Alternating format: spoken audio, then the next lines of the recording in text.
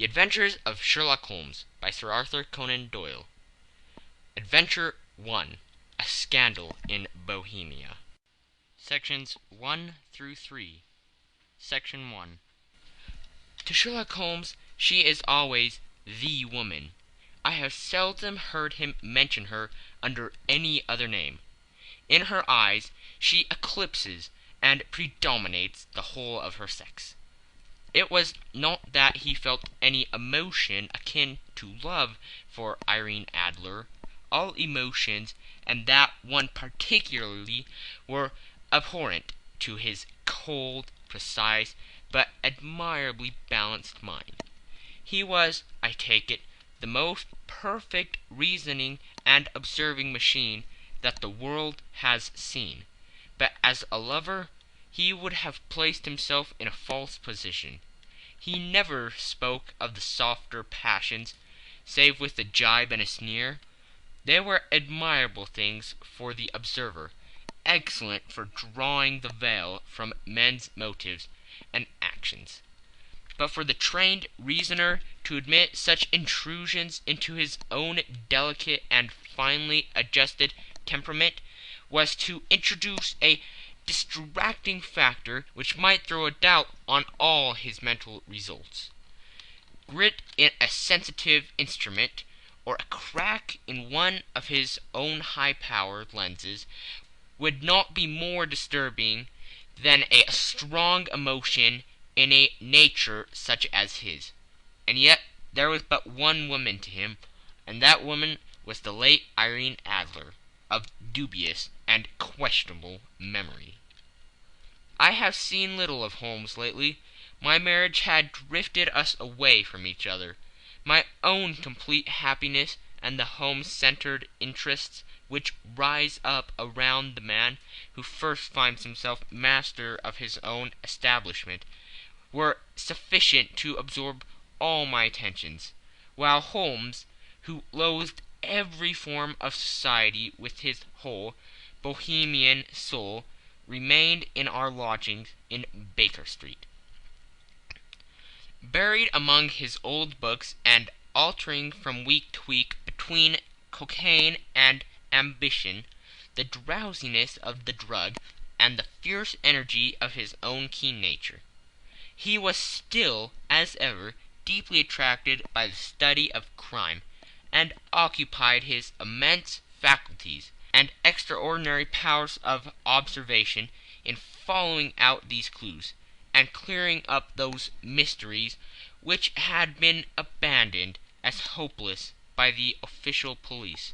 From time to time I heard some vague account of his doings, of his summons to Odessa in the case of the Trepov murder, of his clearing up of the singular tragedy of the Atkinson brothers at Trincomalee, and finally of the mission which he had accomplished so delicately and successfully for the reigning family of Holland.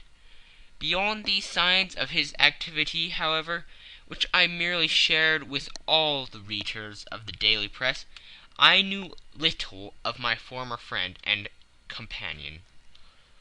One night, it was on the 20th of March, 1888, I was returning from a journey to a patient, for I had now returned to civil practice, when my way led me through Baker Street. As I passed the well-remembered door, which must always be associated in my mind with my wooing, and with the dark incidents of the Stoty in Scarlet, I was seized with a keen desire to see Holmes again, and to know how he was employing his extraordinary powers.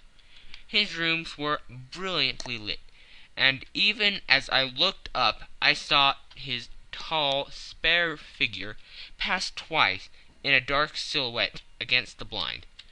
He was pacing the room, swiftly, eagerly, with his head sunk upon his chest and his hands clasped behind him.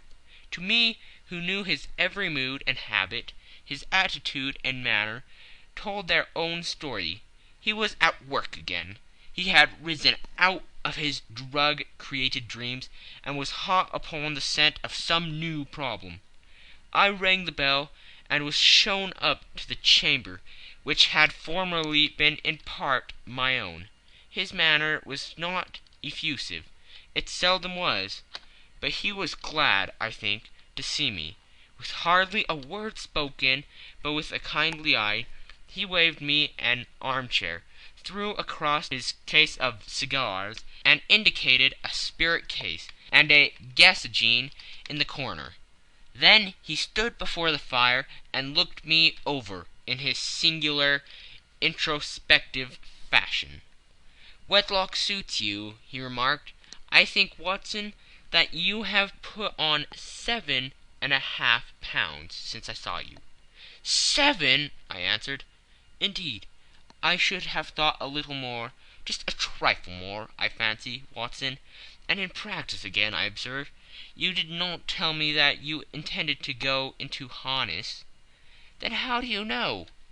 "I see it. I deduce it. How do I know that you have been getting yourself very wet lately, and that you have a most clumsy and careless servant girl?" "My dear Holmes," said I, "this is too much. You would certainly have been burned had you lived a few centuries ago. It is true that I had a country walk on Thursday, and came home in a dreadful mess. But as I have changed my clothes, I can't imagine how you deduce it. As to Mary Jane, she is incorrigible, and my wife has given her notice. But there again I fail to see how you work it out." He chuckled to himself, and rubbed his long nervous hands together. "It is simplicity itself," said he. "My eyes tell me that on the inside of your left shoe, just where the firelight strikes it, the leather is scourged by 6 almost parallel cuts. Obviously they have been caused by someone who has very carelessly scraped around the edges of the soles in order to remove crusted mud from it. Hence you see my double deduction, that you have been out in vile weather, and that you have a particularly malignant boot-slitting specimen of the London Slave. As to your practice, if a gentleman walks into my room smelling of iodine, with a black mark of nitrate of silver upon his right forefinger, and a budge on the right side of his top hat, to show where he has secreted his stethoscope, I must be dull indeed if I did not pronounce him to be an active member of the medical profession." I could not help laughing at the ease with which he examined his process of deduction. "When I hear you give your reasons," I remarked, "the thing always appears to me to be so ridiculously simple that I could easily do it myself, though at each successive instance of your reasoning I am baffled until you explain your process. And yet I believe that my eyes are as good as yours." "Quite so," he answered, lighting a cigarette, and throwing himself down into an armchair. "You see, but you do not observe. The distinction is clear. For example, you have frequently seen the steps which lead up from the hall to this room?" "Frequently." "How often?" "Well, some hundreds of times." "Then how many are there?" "How many? I don't know." "Quite so. You have not observed, and yet you have seen. That is just my point. Now I know that there are 17 steps, because I have both seen and observed. By the way, since you are interested in these little problems, and since you have been good enough to chronicle one or two of my trifling experiences, you may be interested in this." He threw over a sheet of thick, pink-tinted notepaper, which had been lying upon the table. "It came by the last post," said he. "Read it aloud." The note was undated, and without either signature or address. "There will call upon you tonight, at 7:45, it said, "a gentleman who desires to consult you upon a matter of the very deepest moment. your recent services to one of the royal houses of Europe have shown that you are one who may safely be trusted with matters which are of an importance which can hardly be exaggerated. This account of you will have from all quarters received, but in your chamber then at that hour, and do not take it amiss if your visitor wears a mask." "This is indeed a mystery," I remarked. "What do you imagine that it means?" "I have no data yet. It is a capital mistake to theorize before one has data. Insensibly one begins to twist facts to suit theories, instead of theories to suit facts.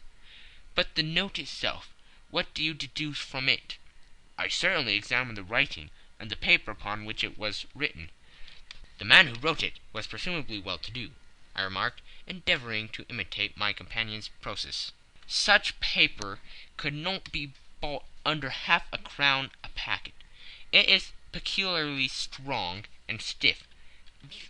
"Peculiar, that is the very word," said Holmes.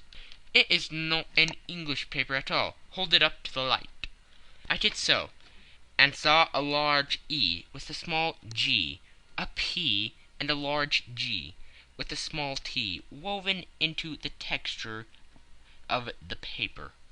"What do you make of that?" asked Holmes. "The name of the maker, no doubt, or his monogram, rather." "Not at all. The G with the small t stands for Gesellschaft, which is German for company. It is a customary contraction like our CO. P, of course, stands for paper. Now for the EG. Let us glance at our continual gazetteer." He took down a heavy brown volume from his shelves. Eglots. Here we are. Egeria. It is in a German-speaking country in Bohemia, not far from Carlsbad, remarkably as being the scene of the death of Wallenstein, and for its numerous glass factories and paper mills. Ha ha, my boy, what do you make of that?" His eyes sparkled, and he sent up a great blue triumphant cloud from his cigarette. "The paper was made in Bohemia," I said. "Precisely. And the man who wrote the note is a German. Do you note the particular contraction of the sentence, 'This account of you we have from all quarters received'? A Frenchman or Russian could not have written that. It is the German who is so unctuous to his verbs. It only remains, therefore, to discover what is wanted by this German, who writes upon Bohemian paper and prefers wearing a mask to showing his face. And here he comes, if I am not mistaken, to resolve all our doubts." As he spoke there was the sharp sound of horses' hoofs, and the grating wheels against the curb, followed by a sharp pull at the bell.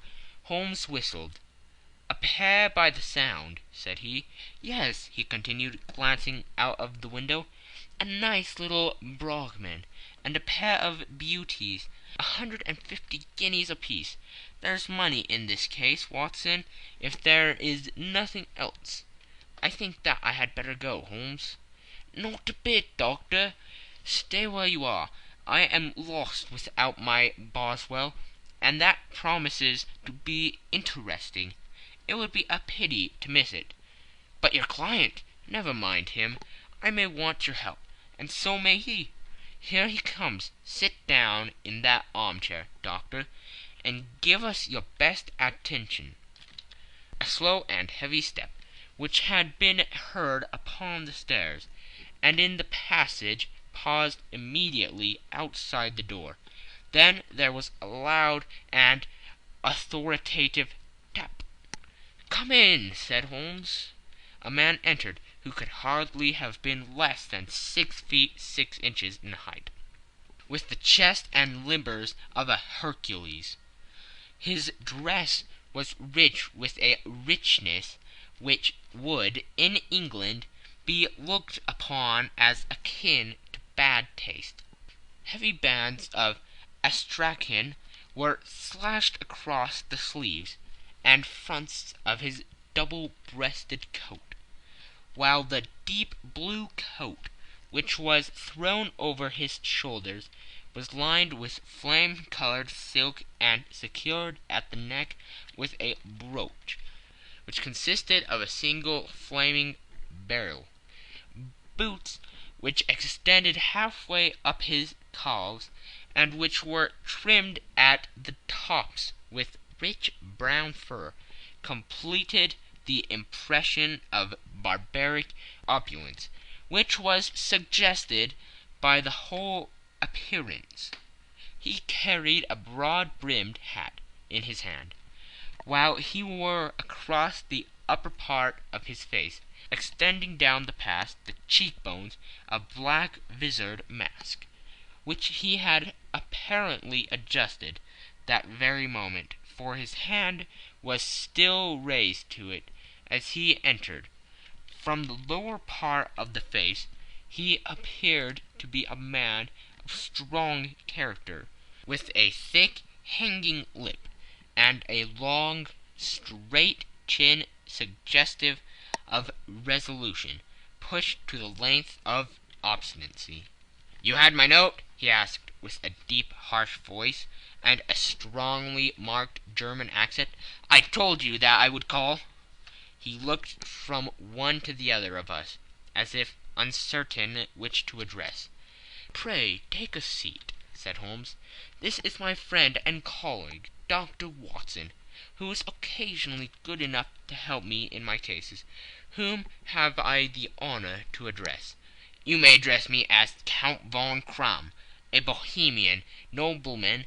I understand that this gentleman, your friend, is a man of honor and discretion, whom I may trust with a matter of the most extreme importance. If not, I should much prefer to communicate with you alone."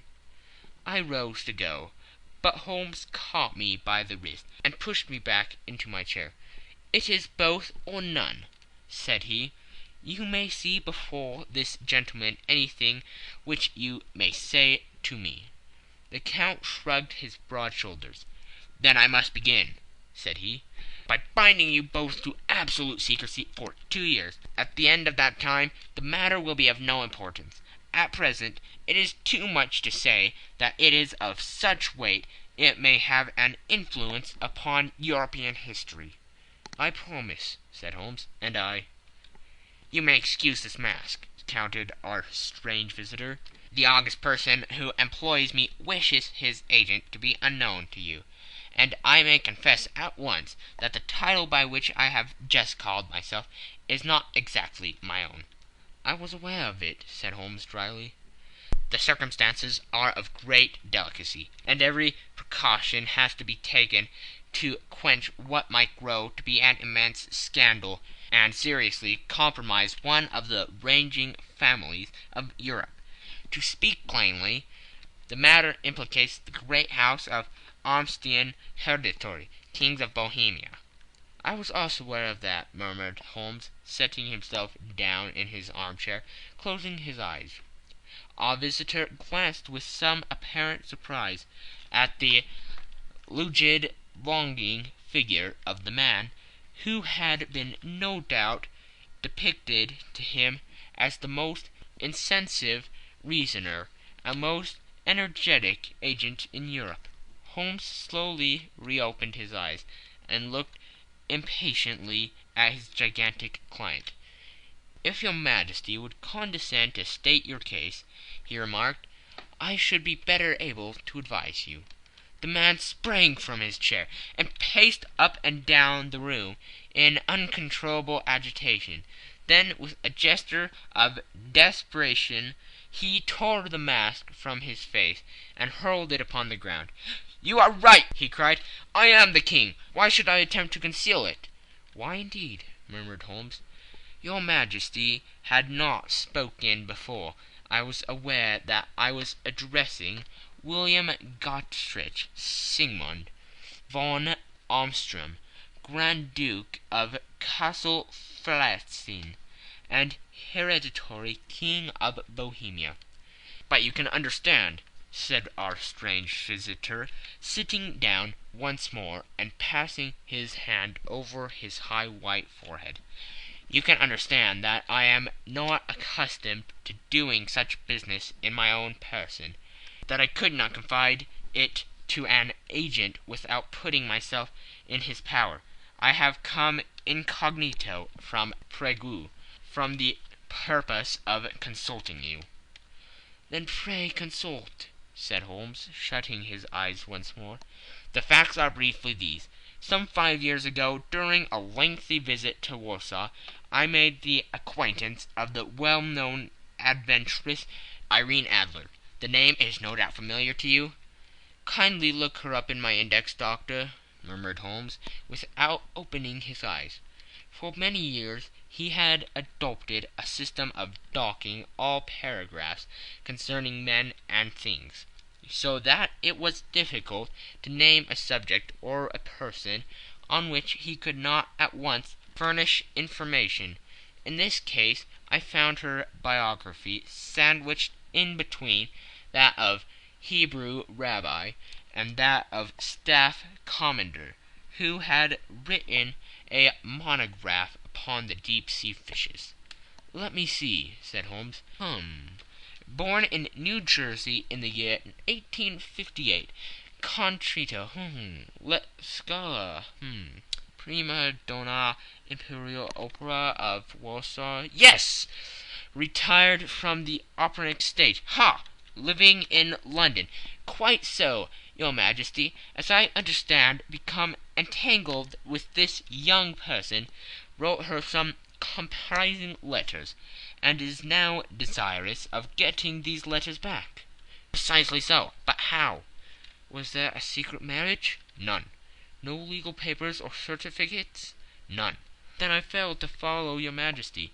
If this young person should produce her letters from blackmailing or other purposes, how is she to prove their authenticity?" "There is writing." "Pooh! Forgery." "My private notepaper." "Stolen." "My own seal." "Imitated." "My photograph." "Bought." "We were both in the photograph." "Oh dear, that is very bad. Your Majesty has indeed committed an indiscretion." "I was mad, insane." "You have compromised yourself seriously." "I was only Crown Prince then. I was young. I am but 30 now." "It must be recovered." "We have tried and failed." "Your Majesty must pay. It must be bought." "She will not sell." "Stolen, then." 5 attempts have been made. Twice burglars in my pay ransacked her house. Once we diverted her luggage when she travelled. Twice she had been waylaid. There has been no result." "No sign of it?" "Absolutely none." Holmes laughed. "It is quite a pretty little problem," said he. "But a very serious one to me," returned the King, reproachfully. "Very indeed. What does she propose to do with the photograph?" "To ruin me." "But how?" "I'm about to be married." "So I have heard." "To Claudia Lorman von Saxe-Montenegrin, second daughter of the King of Scandinavia. You may know the strict principles of her family. She is herself the very soul of delicacy. A shadow of a doubt as to my conduct would bring the matter to an end." "And Irene Adler?" "Threatens to send him a photograph. And she will do it. I know that she will do it. You do not know her, but she has a soul of steel. She has the face of the most beautiful of women, and the mind of the most resolute of men. Rather than I should marry another woman, there are no lengths to which she would not go. None." "You are sure that she has not sent it yet?" "I am sure." "And why?" "Because she has said that she would send it on the day when the betrothal was publicly proclaimed. That would be next Monday." "Oh, then we have 3 days yet," said Holmes with a yawn. "That is very fortunate, as I have 1 or 2 matters of importance to look into just at present. Your Majesty will, of course, stay in London for the present?" "Certainly. You will find me at the Wagram under the name of the Count von Kram. Then I shall drop you a line to let you know how we progress. Pray do so. I shall be all anxiety. Then as to money, you have carte blanche. Absolutely. I tell you that I would give one of the provinces of my kingdom to have that photograph. And for the present expenses, the king took a heavy chamois leather bag from under his cloak and laid it on the table. There are 300 pounds in gold and 700 in notes, he said. Holmes scribbled a receipt upon a sheet of his notebook and handed it to him. And mademoiselle's address, he asked, is Brony Lodge, Supretime Avenue, St. John's Wood. Holmes took a note of it. One other question, said he. Was the photograph a cabinet? It was. Then good night, your majesty, and I trust that we shall soon have some good news for you. And good night, Watson, he added, as the wheels of the Royal Brougham rolled down the street. If you will be good enough to call tomorrow afternoon at 3 o'clock, I should like to chat this little matter over with you. End of Section 1. Section 2. At 3 o'clock precisely, I was at Baker Street, but Holmes had not yet returned. The landlady informed me that he had left the house shortly after 8 o'clock in the morning. I sat down beside the fire, however, with the intention of awaiting him. However long he might be, I was already deeply interested in his inquiry, for though it was surrounded by none of the grim and strange features which were associated with the two crimes which I have already recorded, still the nature of the case and the exalted station of his client gave it a character of its own. Indeed, apart from the nature of the investigation which my friend had on hand, there was something in his masterly grasp of a situation, and his keen, incisive reasoning, which made it a pleasure to me to study his system of work, and to follow the quick, subtle methods by which he distinguished the most inextractable mysteries. So accustomed was I to his invariable success that the very possibility of his failing had ceased to enter into my head.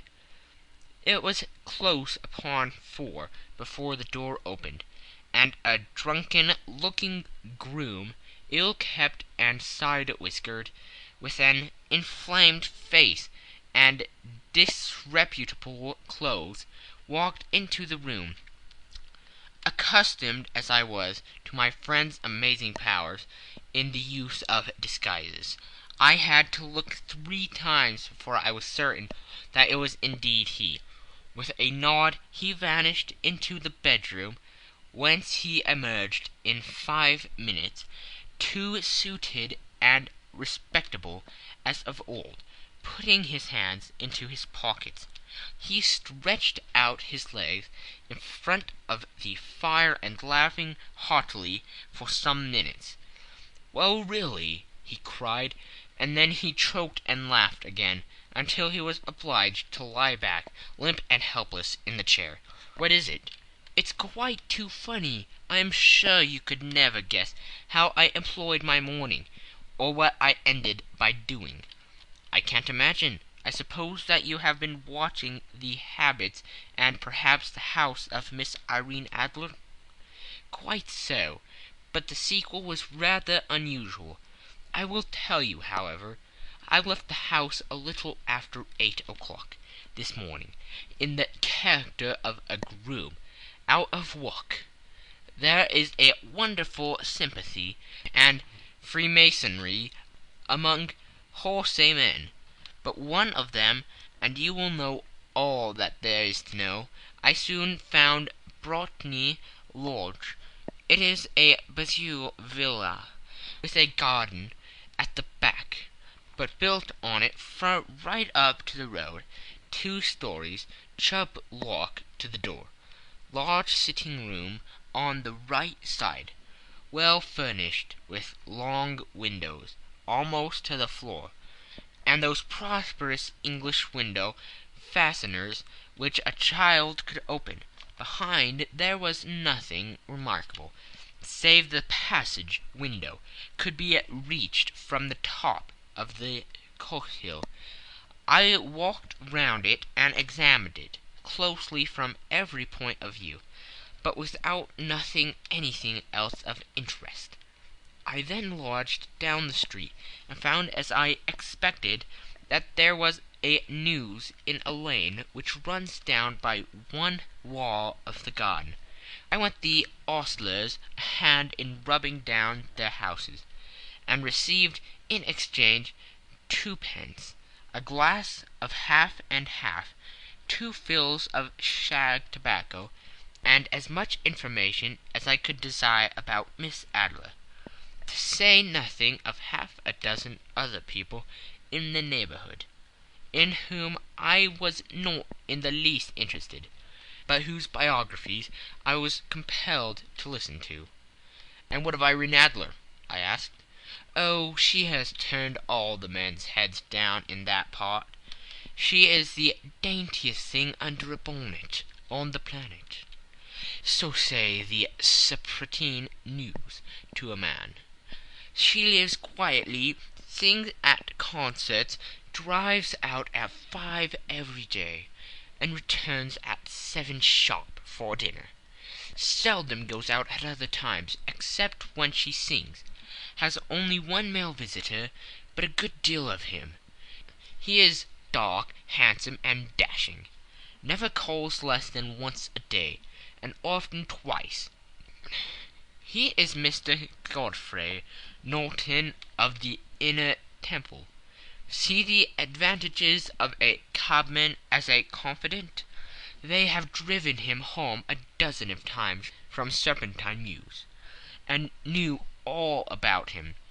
When I had listened to all they had to tell, I began to walk up and down near Briony Lodge once more, and to think over my plan of campaign. This Godfrey Norton was evidently an important factor in the matter. He was a lawyer. That sounded ominous.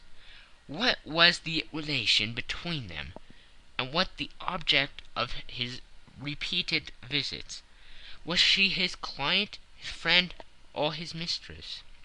If the former, she had probably transferred the photograph to his keeping.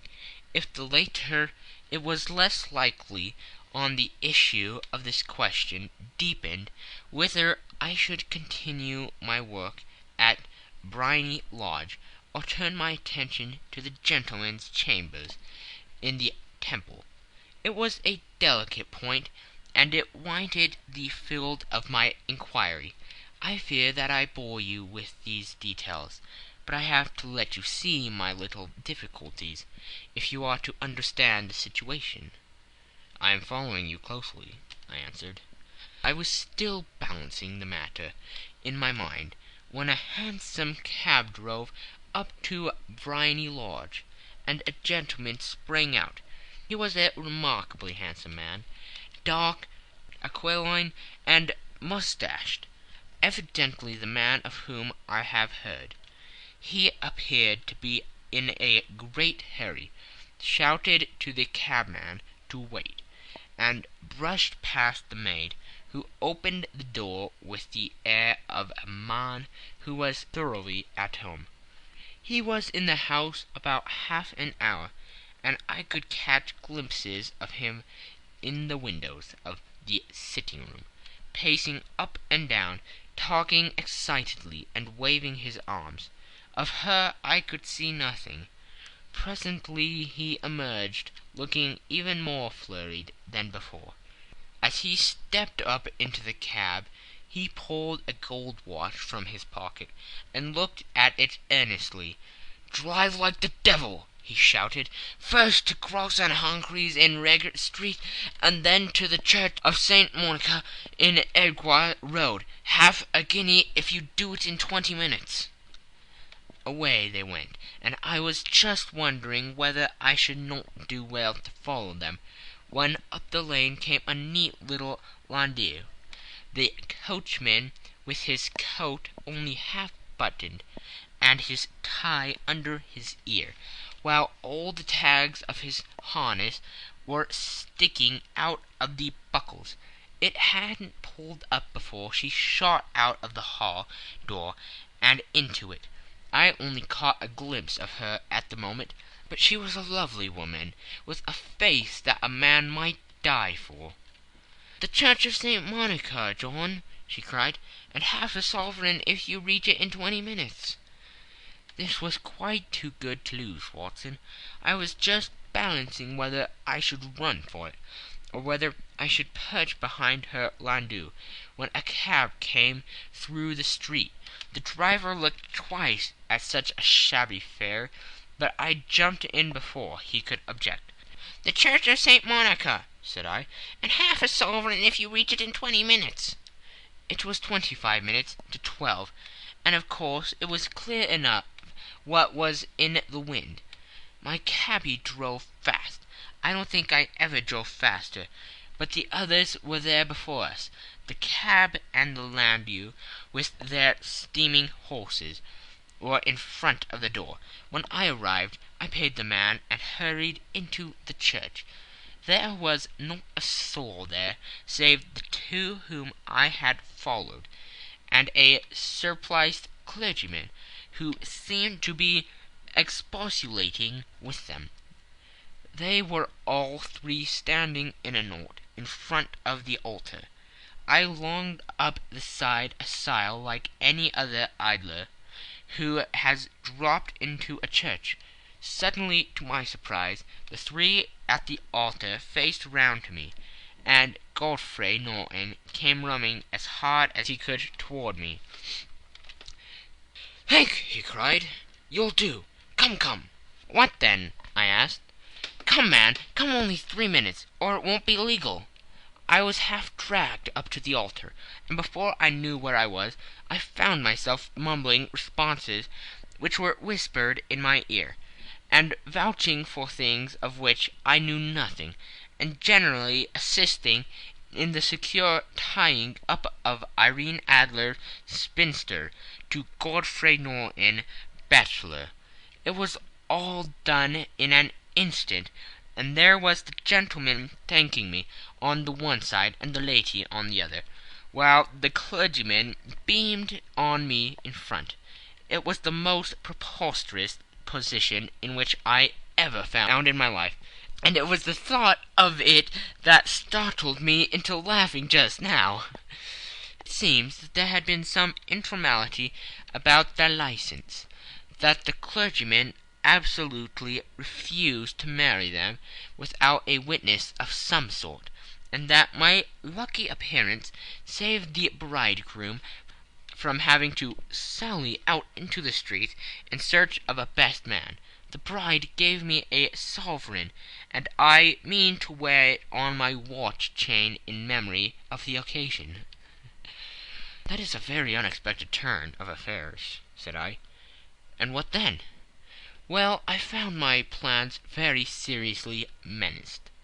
It looked as if the pair might take an immediate departure, and so necessity very prompt and energetic measures on my part. At the church door, however, they separated, he driving back to the Temple, and she to her own house. "I shall drive out into the park at 5 as usual," she said, as she left him. I heard no more. They drove away in different directions, and I went off to make my own arrangements. "Which are?"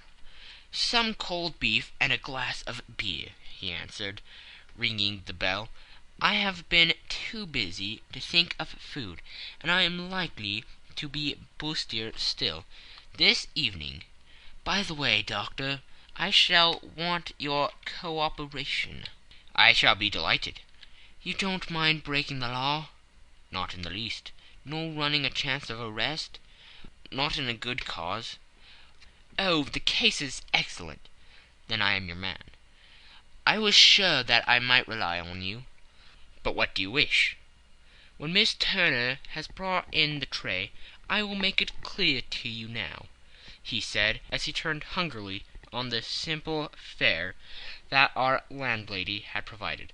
"I must discuss it while I eat, for I have not much time. It is nearly 5 now.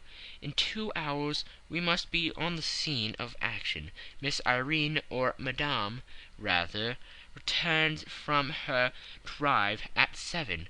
We must be at Briony Lodge to meet her." "And what then?" "You leave that to me. I have already arranged what is to occur.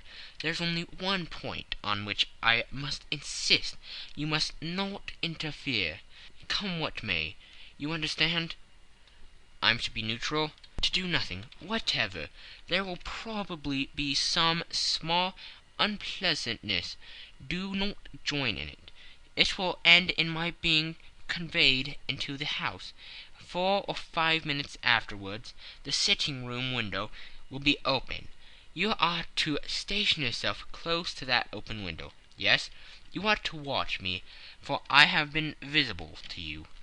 Yes, when I raise my hand, so, you will throw into the room what I give you to throw, and will at the same time raise the cry of 'Fire!' You quite follow me?" "Entirely." "It is nothing more formidable," he said, taking a long cigar-shaped roll from his pocket. "It is an ordinary plumber's smoke rocket, fitted with a cap at either end, to make it self-lighting. Your task is confined to that. When you raise your cry of 'Fire!'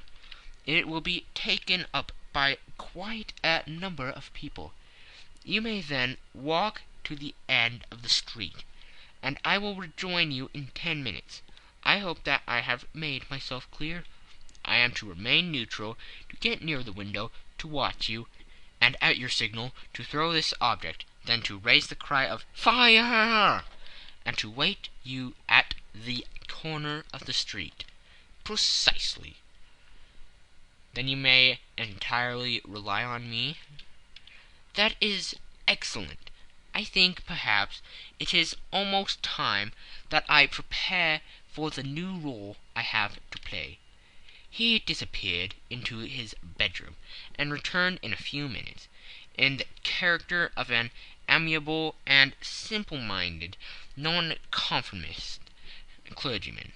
His broad black hat, his baggy trousers, his white tie, his sympathetic smile, and general look of peering and benevolent curiosity were such as Mr. John Hare alone could have equalled. It is not merely that Holmes changed his costume. His expression, his manner, his very soul seemed to vary every fresh part that he assumed. The stage lost a fine actor, even as science lost an acute reasoner, when he became a specialist in crime. It was 6:15 when we left Baker Street, and it still wanted 10 minutes to the hour, when we found ourselves in Serpentine Avenue. It was already dusk, and the lamps were just being lighted as we paced up and down in front of Briony Lodge, waiting for the coming of its occupant. The house was just such as I had pictured it from Sherlock Holmes's succinct description, but the locale appeared to be less private than I expected. On the contrary, for a small street in a quiet neighborhood, it was remarkably animated. There was a group of shabbily dressed men smoking and laughing in a corner, a scissors grinder with his wheel, 2 guardsmen who were flirting with a nurse girl, and several well-dressed young men who were laughing up and down with cigars in their mouths. "You see," remarked Holmes, as we passed to and fro in front of the house, "this marriage rather simplifies matters. The photograph becomes a double-edged weapon now. The chances are that she would be as averse to its being seen by Mr. Godfrey Norton as our client is to coming to the eyes of his princess. Now the question is, where are we to find the photograph?"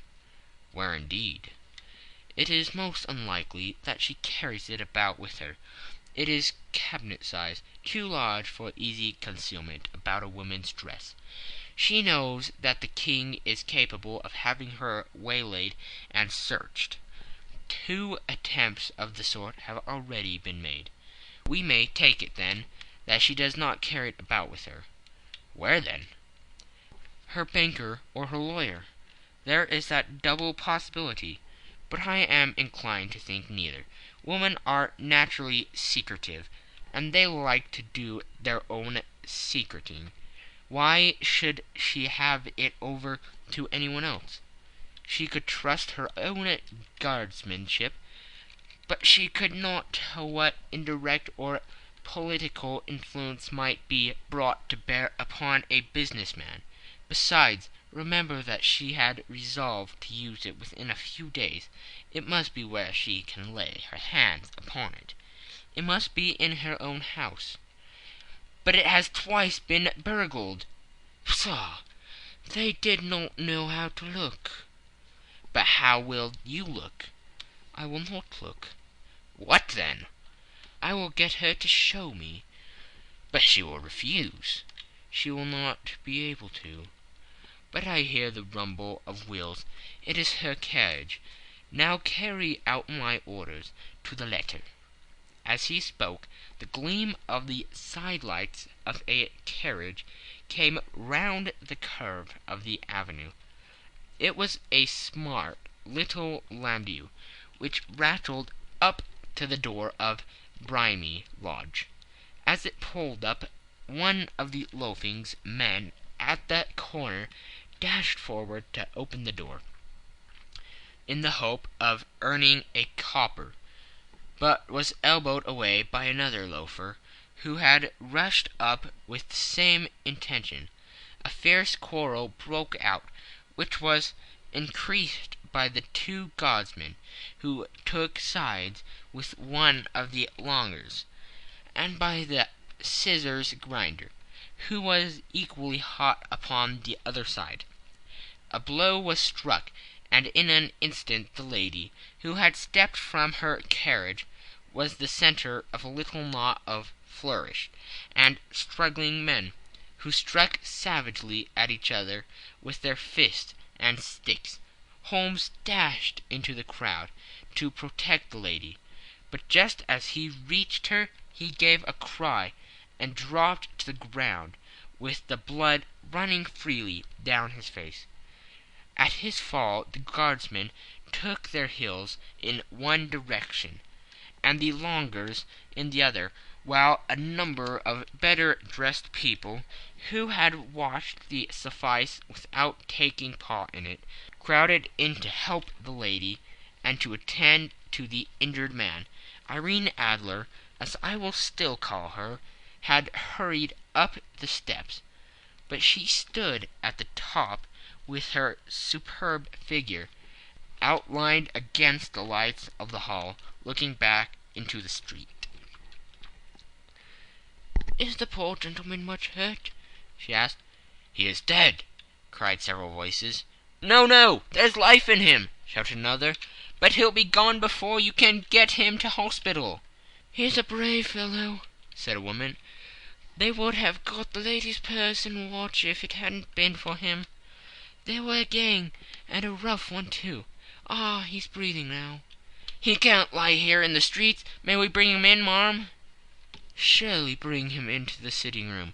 There's a comfortable sofa. This way, please."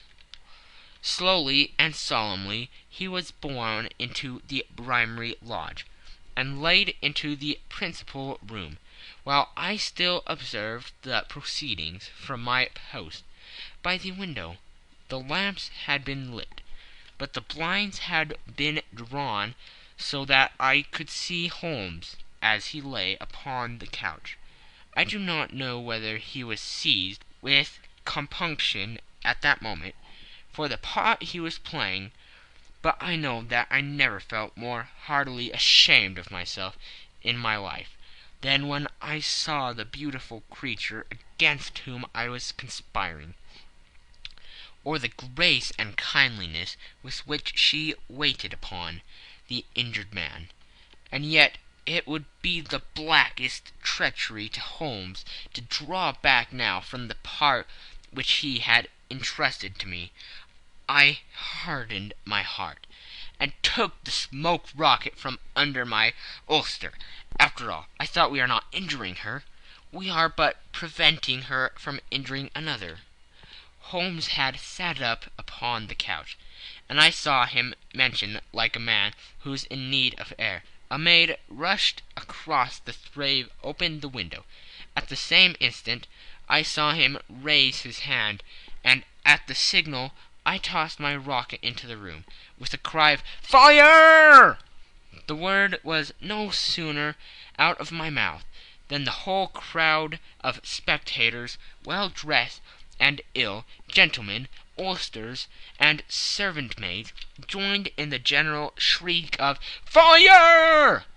Thick clouds of smoke curled through the room, and out those open windows I caught a glimpse of rushing fingers, and a moment later the voice of Holmes from within, assuring them that it was a false alarm. Slipping through the shouting crowd, I made my way to the corner of the street, and in 10 minutes was rejoiced to find my friend's arm in mine, and to get away from the scene of uproar.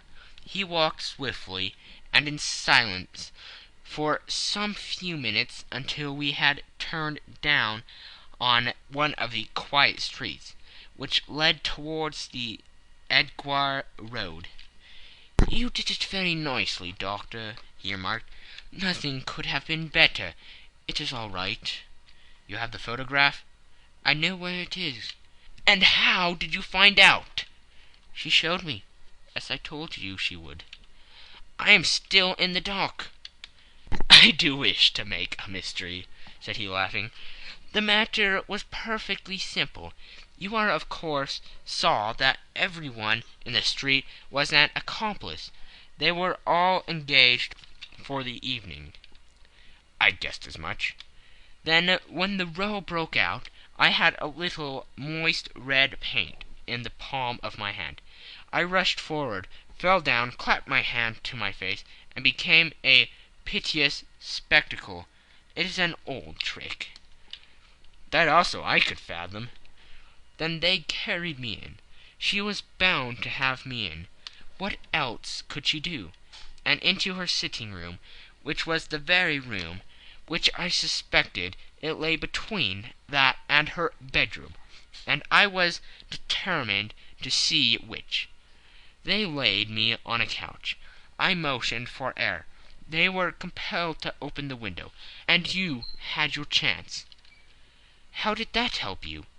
"It was all important. When a woman thinks that her house is on fire, her instinct is at once to rush to the thing which she values most.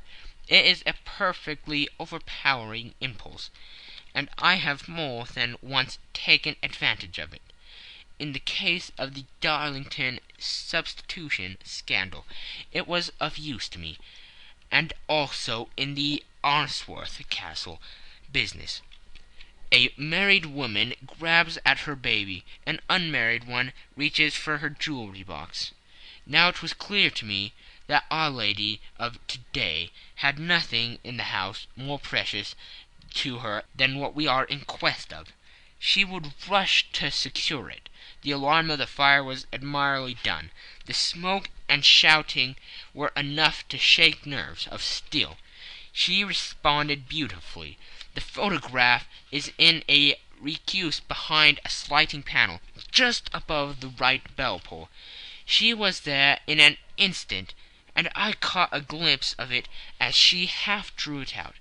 When I cried out that it was a false alarm, she replaced it, glancing at the rocket, rushed from the room, and I have not seen her since. I rose, and making my excuses, escaped from the house. I hesitated whether to attempt to secure the photograph at once, but the coachman had come in, and as he was watching me narrowly, it seemed safer to wait. A little over precipitance may ruin all. "And now?" I asked. "Our quest is practically finished. I shall call with the king tomorrow, and with you, if you care to come with us. We will be showed into the sitting-room to wait for the lady. But it is probable that when she comes she may find neither us nor the photograph. It might be a satisfaction to his Majesty to regain it with his own hands." "And when will you call?" "At 8 in the morning. She will not be up, so that we shall have a clear field. Besides, we must be prompt, for this marriage may mean a complete change in her life and habits. I must wire to the king without delay." We had reached Baker Street, and had stopped at the door. He was searching his pockets for the key, when someone passing said, "Good night, Mr. Sherlock Holmes." There were several people on the pavement at the time, but the greeting appeared to come from a slim youth in an ulster who had hurried by. "I've heard that voice before," said Holmes, starting down the dimly lit street. "Now I wonder who the deuce that could have been." Section 3. I slept at Baker Street that night, and we were engaged upon our toast and coffee in the morning, when the King of Bohemia rushed into the room. "You have really got it?" he cried, grasping Sherlock Holmes by either shoulder, or looking eagerly into his face. "Not yet." "But you have hopes?" "I have hopes." "Then come. I am all impatience to be gone." "We must have a cab." "No, my brougham is waiting." "Then that will simplify matters." We descended, and started off at once more for Bombay Lodge. "Irene Adler is married," remarked Holmes. "Married? When?" "Yesterday." "But to whom?" "To an English lawyer named Norton." "But she could not love him." "I am in hopes that she does."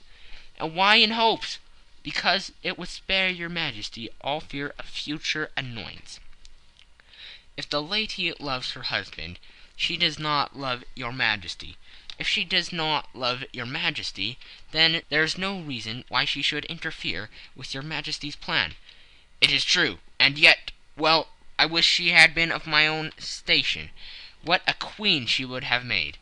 He relapsed into a mood silence, which was not broken until we drew up in Serpentine Avenue. The door of Brimary Lodge was open, and an elderly woman stood up the steps. She watched us with a sardonic eye as we stepped from the brougham. "Mr. Sherlock Holmes, I believe," said she. "I am Mr. Holmes," answered my companion, looking at her with a questioning and rather startled gaze. "Indeed, my mistress told me that you were likely to call. She left this morning with her husband by the 5:15 train from Charing Cross for the Continent." "What?" Sherlock Holmes staggered back with the chagrin and surprise. "Do you mean that she has left England?" "Never to return." "And the papers?" asked the King hoarsely. "All is lost." "We shall see." He pushed past the servant and rushed into the drawing-room, followed by the King and myself. The furniture was scattered about in every direction, with the dismantled shelves and open drawers, as if the lady had hurriedly ransacked them before her flight.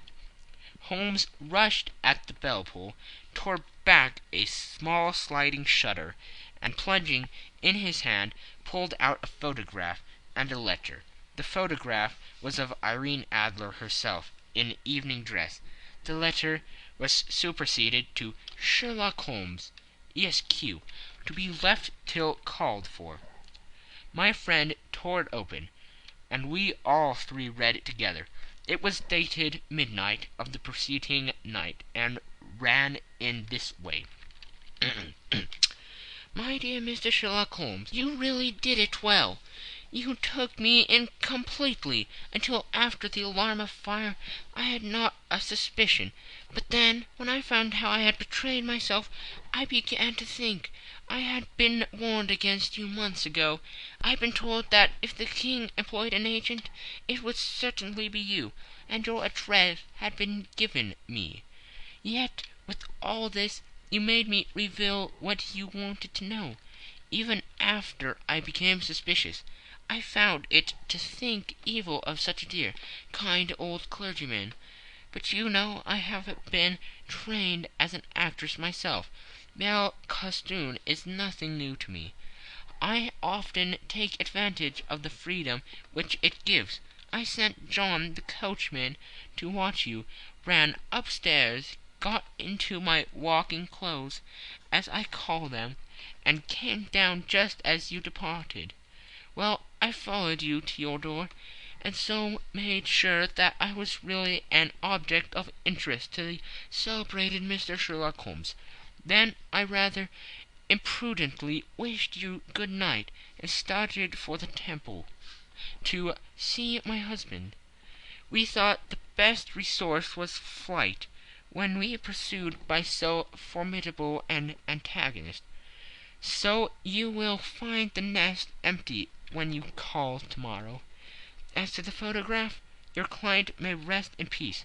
I love and am loved by a better man than he. The king may do what he will without hindrance from one whom he has cruelly wronged. I keep it only to safeguard myself, and to preserve a weapon which will always secure me from any steps which he might take in the future. I leave a photograph which he might care to possess, and I remain, dear Mr. Sherlock Holmes, very truly yours, Irene Norton, née Adler. "What a woman! Oh, what a woman!" cried the King of Bohemia, when we had all three read this epistle. "Did I not tell you how quick and resolute she was? Would she not have made an admirable queen? Is it not a pity that she was not on my level?" "From what I have seen of the lady, she seems indeed to be on a very different level to you, Majesty," said Holmes coldly.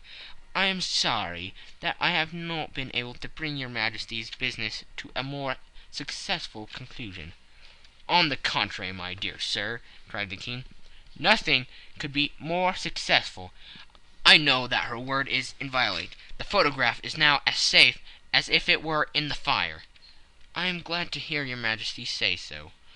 "I am immensely indebted to you. Pray tell me in what way I can reward you. This ring—" He slipped an emerald snake ring from his finger and held it out upon the palm of his hand. "Your Majesty has something which I should value even more highly," said Holmes. "You have but to name it. The photograph!" The King stared at him in amazement. "Irene's photograph!" he cried.